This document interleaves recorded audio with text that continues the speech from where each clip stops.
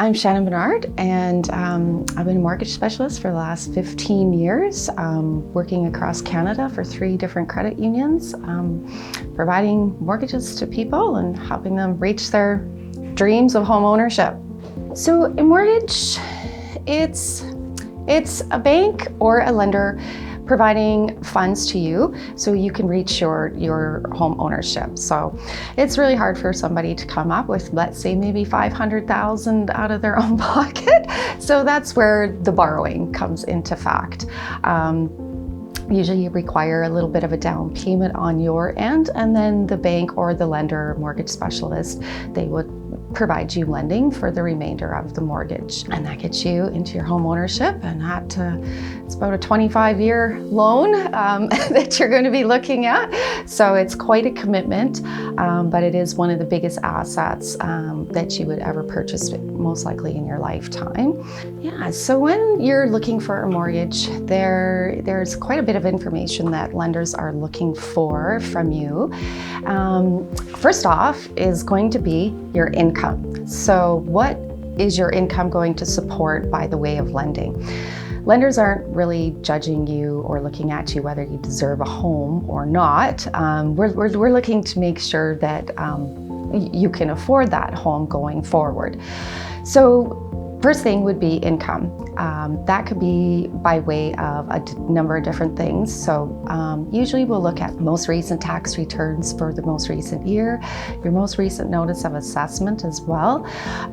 Those two combined tell us what your actual taxes owing were. And if you had taxes owing of $500 or more, personal tax owing, we need to confirm that that has been paid off in full before any mortgage funds can be provided as well. Pay stubs, usually 2 recent pay stubs would also be required, just so we can make sure that they match what's on the tax returns.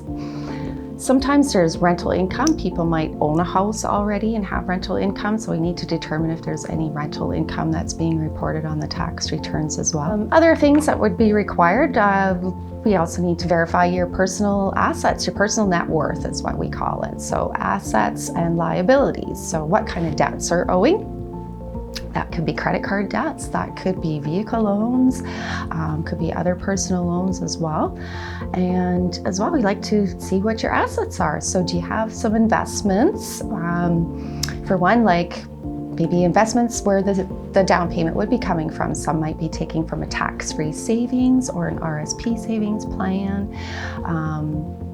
Other investments such as stocks, bonds, mutuals, funds as well.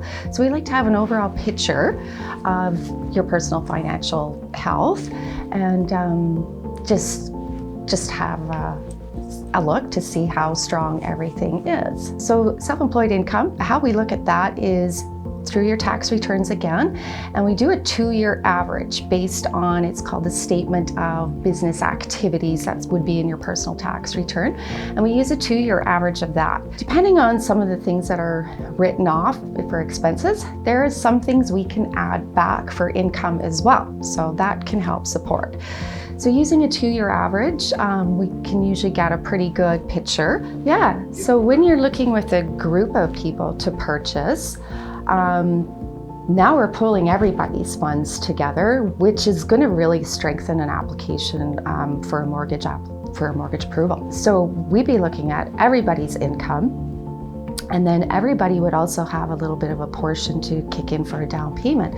So we're going to have stronger income with a group of people, and you're going to have a stronger down payment as well with a group of people, which also is going to be better for the mortgage approval process, because it's just going to strengthen that application really good. If you're in school, that could be a hindrance as well, because in school you might be only working part-time or maybe not working at all if you have a full load. In those cases, we would need to look at maybe strengthening your application by adding on a co-signer. So somebody else that would go on maybe title with you, maybe not go on title.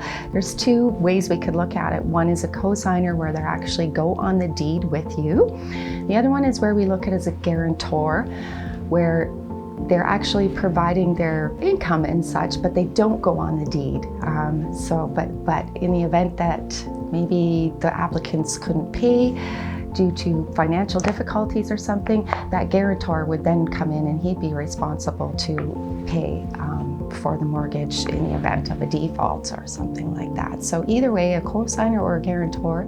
If anybody is interested in reading a little bit more about cooperative homeownership, myself, Patrick, and Dylan created a short guidebook that people can have a read through. The document's available through the PEI Cooperative Council. It's available for anybody who's interested in learning a little bit more about cooperative homeownership and figuring out if it is a choice that may work for you and your peers.